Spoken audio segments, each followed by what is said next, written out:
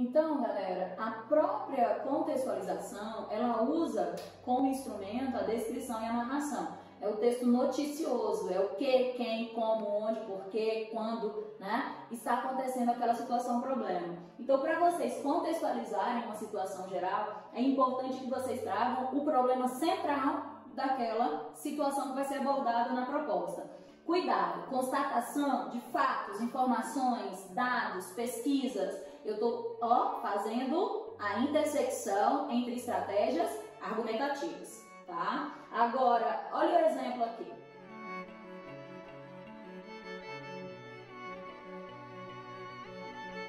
Historicamente causadores de inúmeras vítimas, os acidentes de trânsito vêm ocorrendo com frequência cada vez menor. Eu tenho a contextualização do que, do onde, do quando. Agora, no Brasil. Essa redução se deve principalmente à implantação da lei seca. Eu estou contextualizando o tema, né, para o avaliador ao longo de todo o território nacional, diminuindo a quantidade de motoristas que dirigem após terem, né, ingerido bebida alcoólica.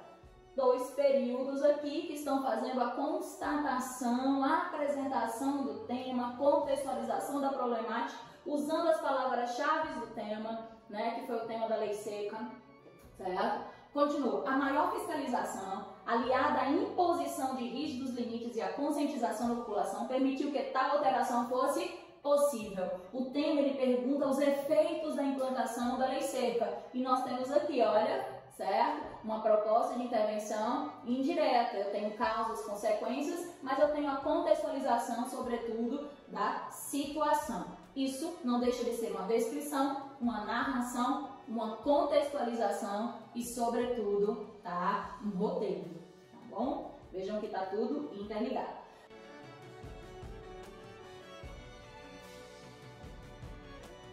A contextualização, ela tem esse aspecto positivo, ela mostra, tá certo, toda a sequência descritiva do problema, meio que fundamenta a tua tese, isso é muito bom.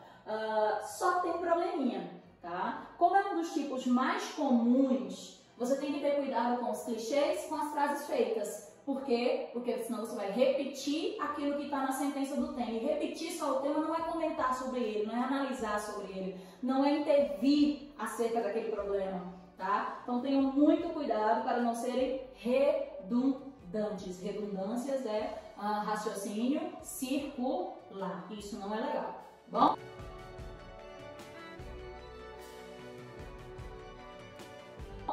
Introdução por estatística. Cuidado com isso, tá? Cuidado para não copiarem sentenças idênticas ao que está na coletânea, porque isso não vai ser considerado paráfrase, isso não vai ser considerado citação, isso vai ser considerado cópia. Mesmo que você mude um ou outro termo, mesmo que você coloque no plural aquilo que está no singular, se você trouxe a mesma linha sentencial na ordem da ideia que foi apresentada, sem dar a fonte, sem fazer a interpretação e o comentário do dado, isso não vai ser considerado paráfrase, não vai ser considerado citação, vai ser considerado cópia. Esse é o grande problema dessa, né, introdução. Então a gente apresenta um dado estatístico relativo ao tema e eu faço essa proposição da situação problema. Todas as vezes que você citar, tá, um dado estatístico, o que é pertinente? Fonte, tá? Não confundam fonte, tá, com suporte de publicação. Muitas vezes um dado vai ser exposto no G1, mas não foi o G1 que pesquisou, foi o Datafolha, foi o IBGE. Então a fonte não é a mesma coisa de local de publicação, né, suporte em que aquele dado foi publicado, tá? Vamos ver um exemplo aqui, Enem 2015. A violência contra a mulher no Brasil tem apresentado aumentos significativos nas últimas décadas. Eu tenho uma contextualização do tema. De acordo com o mapa de violência 2012, o número de mortos por essa causa aumentou em 230% no período de 1980 a 2010. Vejam, ó, fonte, mapa, né, de violência 2012. Eu tenho a fonte, eu marco temporal temporalmente esse dado, tá? Eu trago o dado central e aí eu venho. Além da física, o balanço de 2014 relatou cerca de 48% de outros tipos de violência contra a mulher, dentre esses psicológica. Está dizendo que a violência ela persiste. E como ela persiste? Está trazendo como ela persiste, não só uma perspectiva física, mas também psicológica.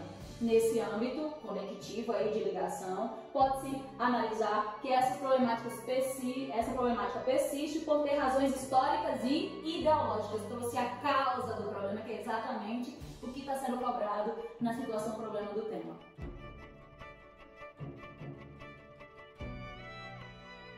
Tá? Aspectos positivos, obviamente, quando você traz números relevantes, você fundamenta bem a análise do tema tese. Aspectos que podem ser perigosos, você trazer números demais, fazer só uma constatação numérica, tá? Isso é só constatação e não argumentação.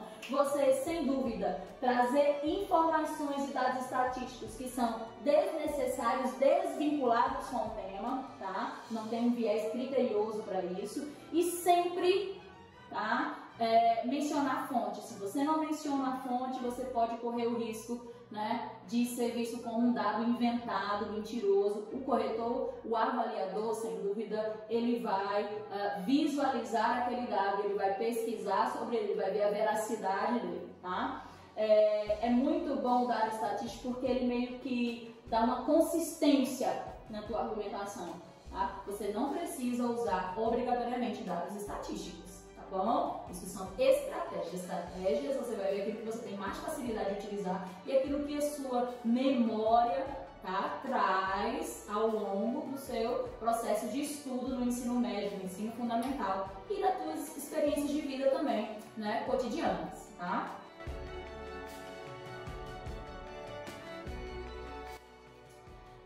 Introdução mista. Se eu pudesse indicar para vocês e dizer qual introdução eu devo fazer, para mim, tá, particularmente, uma das mais ricas é a introdução mista. Mista por quê? Porque ela mistura vários, né, elementos argumentativos, ela faz relações de intersecção. Olha aqui esse exemplo, tá? Eu tenho o sociólogo Emile Durkheim sendo citado, tá? Eu tenho citação, eu tenho uma constatação de uma conceituação quando fala do corpo biológico, traz uma relação de causa e consequência quando desse modo vem à tona e fala dos organismos que não são igualitários e não são coesos, traz uma contra-argumentação com o contudo, contextualiza o Brasil, fala que isso acontece em pleno século XXI e não deveria, e faz a constatação da persistência e traz a causa e como pode ser feita a intervenção. Eu posso dizer que aqui eu tenho citação, conceituação, ressalva, causa e efeito, problematização juntamente com proposta de intervenção. É uma introdução, sem dúvida, muito bem realizada.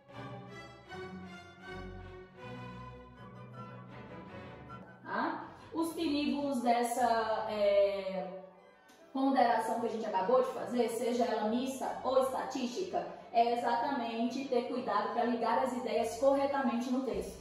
Tá? Não deixem que essa preocupação em trazer várias estratégias argumentativas na introdução não liguem as ideias. Vejam que em todo momento eu tenho conectivos, tá? Intrafrásicos e interfrásicos para o quê? Para ligar as ideias. Não esqueçam a coesão e os elementos coesivos bem articulados e bem utilizados e não repetitivos vai trazer ali o teu critério 4 também, que é coesão e coerência, uma boa pontuação.